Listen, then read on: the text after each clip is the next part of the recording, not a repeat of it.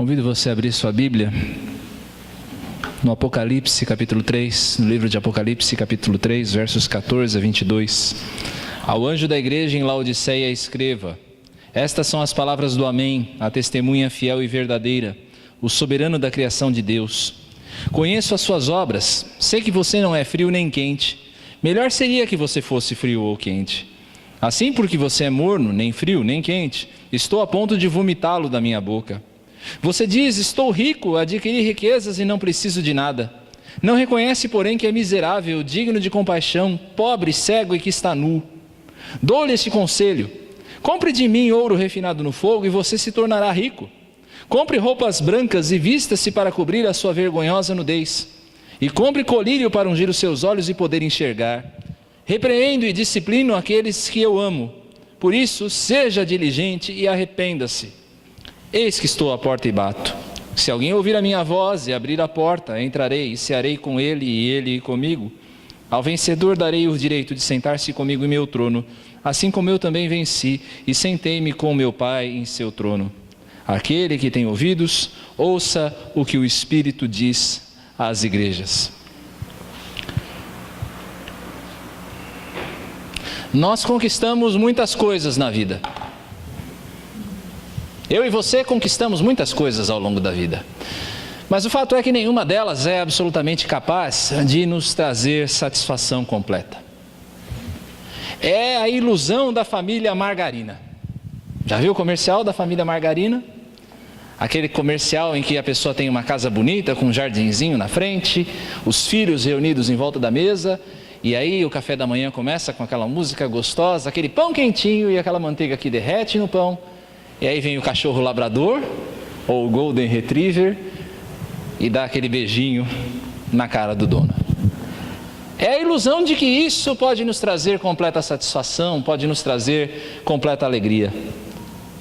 Se eu e você, na verdade, não percebermos que nada pode realmente satisfazer o meu coração e o seu coração, enquanto eu e você não vivermos uma vida que reconheça, honre e adore a Deus como Deus que é, eu e você teremos o mundo inteiro. Nós vamos ter o mundo inteiro, mas é bem provável que nós vamos estar perdendo a nossa alma. A série desse mês, Deuses Falsos, nessa série, nós vamos trabalhar três substitutos que eu e você muitas vezes tentamos colocar no lugar de Deus, mas que são absolutamente incapazes de trazer vida verdadeira. Eu quero compartilhar com vocês um pouco da minha história. Da minha história de quando eu me afastei da igreja. Eu tinha 25 anos, eu acabara de ser contratado num emprego público. É bem verdade que o salário não era essa grande maravilha, mas o fato é que eu tinha mais dinheiro na mão do que eu tinha tido até então. Eu estava feliz, financeiramente eu estava feliz. 25 anos de idade, eu era solteiro, eu tinha na minha mão o carro que eu sempre quis ter, uma S10, que era um negócio de bonita, azul, linda, linda, um bom carro. Eu tinha baladas e mais baladas. A minha balada começava na quinta e terminava no domingo. E eu tinha na balada tudo aquilo que a gente pode ter na balada, se é que você me entende. Eu podia, na minha visão, conquistar o mundo. Dinheiro na mão, carro, balada.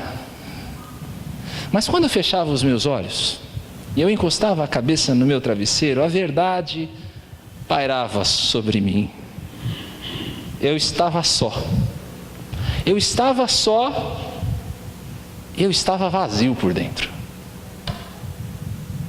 É quase certo que você passa, ou que você já passou por algo semelhante na sua vida. A satisfação de uma grande conquista, que logo vai perder o seu lugar por novos desejos.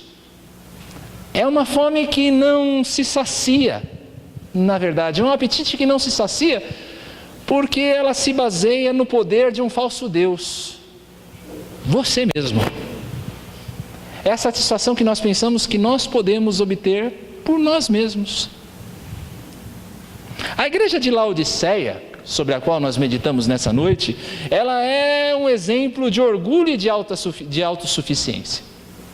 É uma igreja que se localizava numa cidade tremendamente rica, conhecida à sua época pelos seus muitos bancos. Era uma cidade tão rica, meus irmãos, que depois de alguns terremotos que assolaram a região da Ásia Menor, Laodiceia foi capaz de se reerguer sozinha. Todas as outras cidades necessitaram de subsídios do Império Romano para conseguir se reerguer. Laodiceia não. Laodiceia era tão rica, mas tão rica que ela dispensou esses subsídios e ela se reergueu sozinha dos prejuízos do terremoto. Uma cidade muito rica, uma cidade caracterizada pelo luxo. Nessa cidade se teciam roupas de uma lã negra conhecida e cara na sua época. As pessoas se vestiam de roupas finas, roupas caríssimas. Uma cidade conhecida pela sua ciência médica, que produzia um colírio a partir das suas rochas, famoso em toda a região. Riqueza, luxo, poder. Os laodicenses, eles eram deuses para si mesmos. Eles olhavam para si mesmos e diziam: nós não precisamos de mais nada. Mas aí Jesus vai expor a verdade para eles. Vocês pensam que vocês são deuses, mas na verdade, o seu Deus, assim como a pilha do meu controle, o seu Deus é um Deus fraco demais. O seu Deus é um Deus fraco demais. Pode apertar 2 vezes. Seu Deus é um Deus fraco demais, Laodiceia. E você não sabe disso. Pode passar de novo. O seu Deus, Laodiceia, é um Deus fraco demais e você não sabe disso. Os laodicenses se achavam muito ricos, suficientes, luxuosos, e isso tinha reflexos espirituais na vida deles. Diziam eles: eu basto a mim mesmo, eu não necessito de ninguém. E se eu basto a mim mesmo, por que buscar a Deus? Se eu sou suficiente para mim mesmo, por que afinal de contas eu devo buscar a Deus? Daí você entende porque Jesus reprova a mornidão dessa igreja. Essa era uma igreja morna, uma igreja que vivia uma religiosidade formal. Ela não era nem fria, como os não convertidos, e ela não era quente e fervorosa, ela não era fervorosa. Era uma igreja morna. Claro, ela achava que ela não precisava de Deus, então por que buscá-lo? Marcela, a nossa vida, muitas vezes os nossos padrões de sucesso, eles são caracterizados por 3 Fs: família, fundos e flashes. O sucesso de uma pessoa, segundo este mundo, pode ser caracterizado por 3 Fs na visão das pessoas. Família, ou seja, se você está sempre cercado de pessoas, você é bem sucedido. Fundos, se você tem dinheiro no banco, você é uma pessoa bem sucedida. Flashes, se você é reconhecido, se você está no mundo de caras, você é alguém bem sucedido.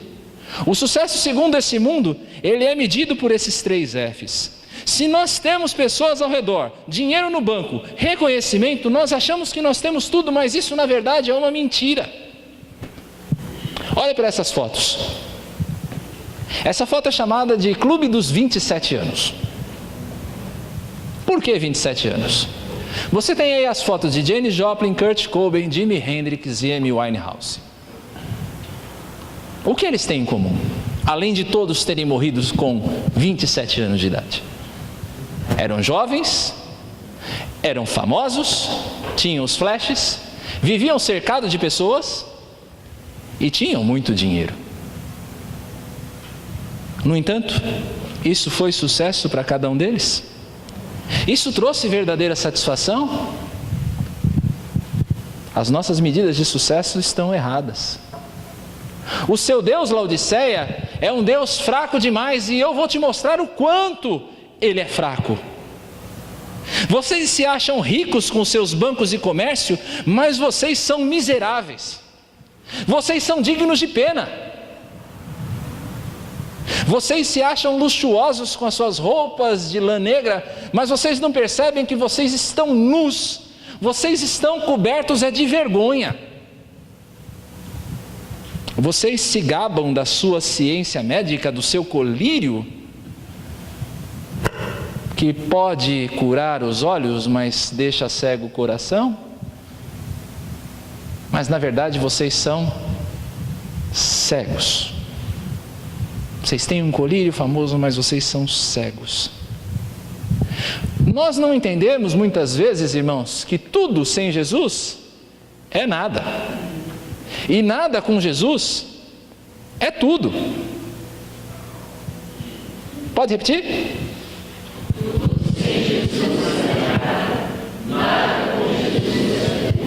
Nada com Jesus é tudo. Jesus, ele faz um contraste aqui nessas cartas com a igreja de Esmirna. Veja, Apocalipse 2:9 diz assim, falando a respeito da igreja de Esmirna: eu conheço as suas aflições, eu conheço a sua pobreza, eu sei os problemas que vocês passam, mas você é rico. Olha o contraste com Laodiceia. Laodiceia, você acha que você tem tudo, mas na verdade você não tem nada. Esmirna, você acha que você não tem nada, mas na verdade você tem tudo, porque você tem o essencial, você tem o Deus verdadeiro, você tem Jesus. Nessa semana foram prestadas muitas homenagens por causa dos 20 anos da morte do Ayrton Senna no GP de San Marino. E foi publicado um artigo bastante interessante, em 12 capítulos, na verdade, de um jornalista chamado Livio Oricchio, descrevendo os últimos momentos do Senna, dos últimos dias do Senna. Ele foi testemunha da história toda. E a respeito do Senna, entre outras coisas, Livio Oricchio escreveu: a sua determinação, a do Senna, competência e fé, esta nunca escondida, o transformaram num semideus, um ser imortal. A comoção que se seguiu à sua morte decorre muito desta conotação de imortalidade que lhe atribuíam. As pessoas olhavam e pensavam: jamais alguma coisa assim pode acontecer com Ayrton Senna. Foi dado a ele um status quase de imortalidade. Pois é, só que deuses fracos morrem. Deuses fracos morrem. O seu Deus é fraco, e eu vou mostrar para você, Laodiceia, quanto ele é. O seu Deus é fraco demais, Laodiceia, mas eu vou te mostrar como ele pode ser forte. Eu vou mostrar para você, diz o Senhor Jesus, não só que você é fraco, que o teu Deus, você mesmo, é fraco demais, mas eu vou mostrar como é que esse Deus pode ser forte. Ao invés das riquezas passageiras desse mundo, Laodiceia, compre de mim, é só em mim que você vai achar essas coisas. Compre o ouro refinado das riquezas insondáveis de Cristo. Ao invés das roupas luxuosas de marca, compre de mim, Laodiceia, a pureza das vestes lavadas no sangue do Cordeiro, das vestes brancas lavadas no sangue do Cordeiro. Ao invés do colírio famoso, compre de mim, Laodiceia, o Espírito Santo, que nos convence e mostra para nós a nossa real situação diante de Deus, e que só Jesus pode dar. Eu vou mostrar para você como o seu Deus pode ser forte. É quando nós entendemos, preste bem atenção nisso, meu irmão. É quando nós entendemos que nós somos fracos, que nós nos tornamos fortes. É quando nós entendemos que o nosso ego, o nosso eu é um Deus fraco demais, que nós nos tornamos fortes. O apóstolo Paulo, falando a respeito dessas coisas em 2 Coríntios, ele vai dizer: por isso, por amor de Cristo, regozijo-me nas fraquezas, nos insultos, nas necessidades, nas perseguições, nas angústias. Vamos ler? Quando eu sou fraco é que eu sou forte. Quando eu entendo que eu dependo de Deus e não da minha própria força, é que eu me torno forte.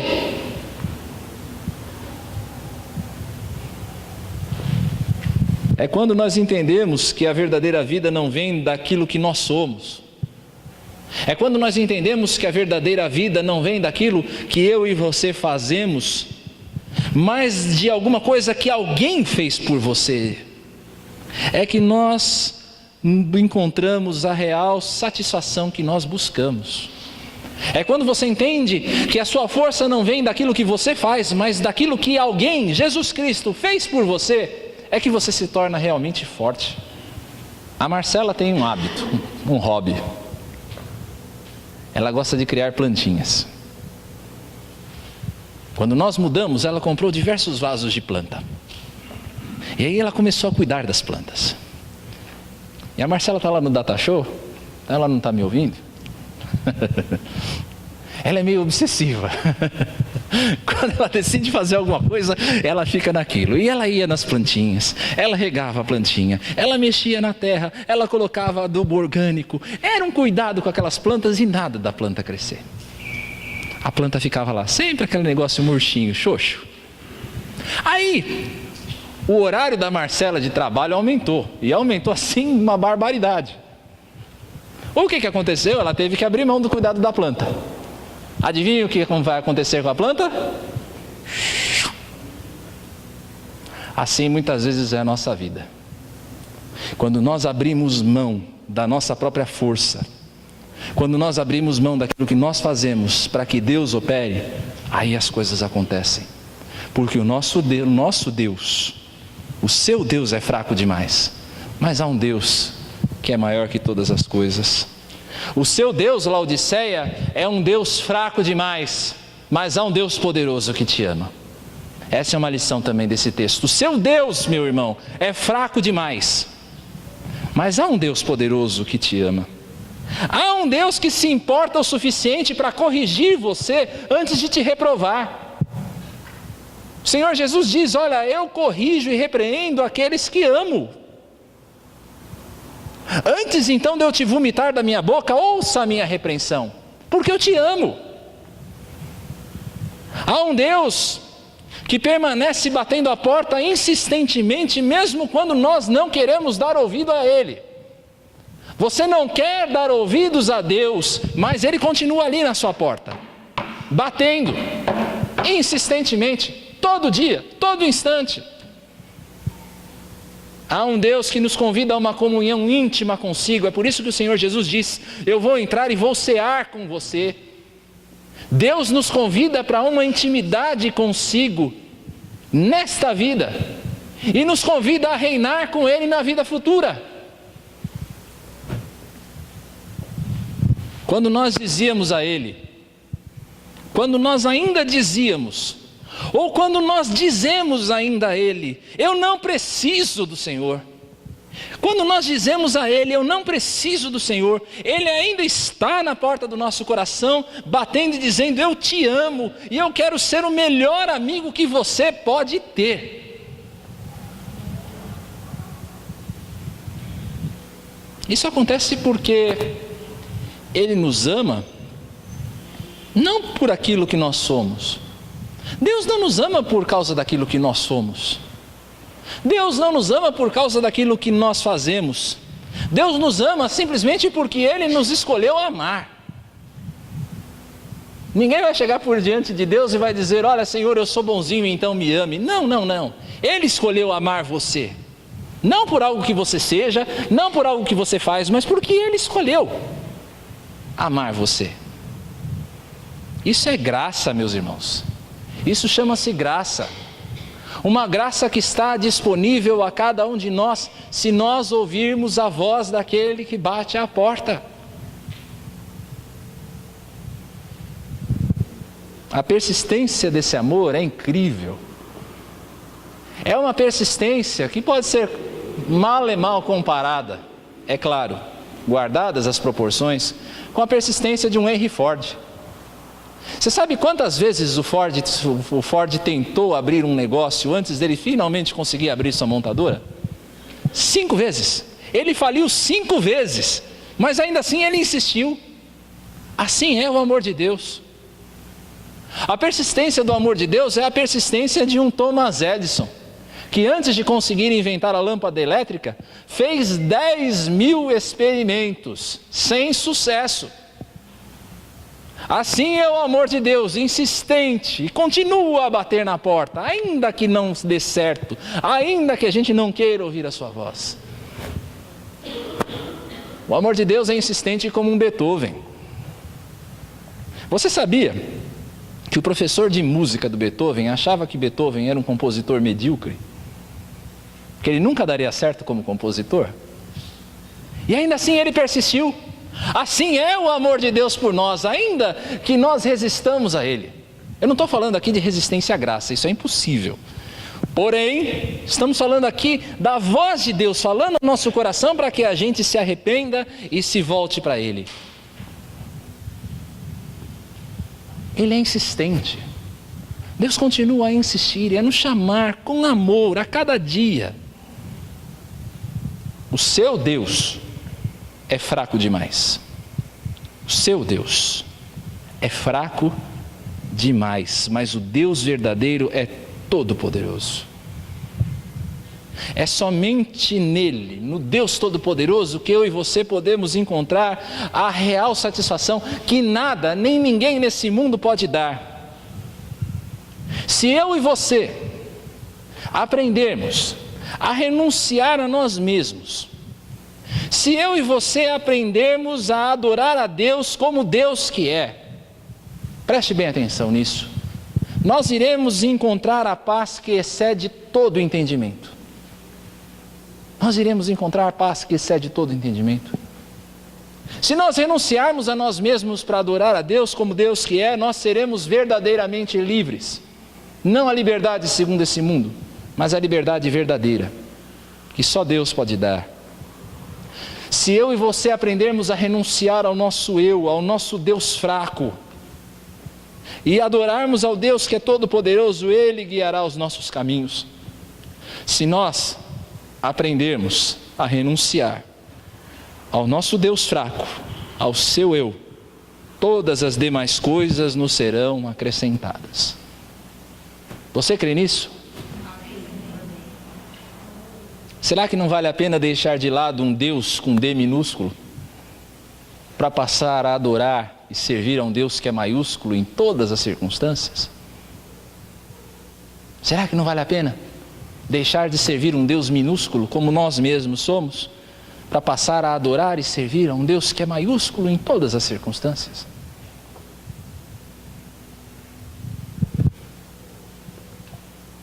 Pense numa vida.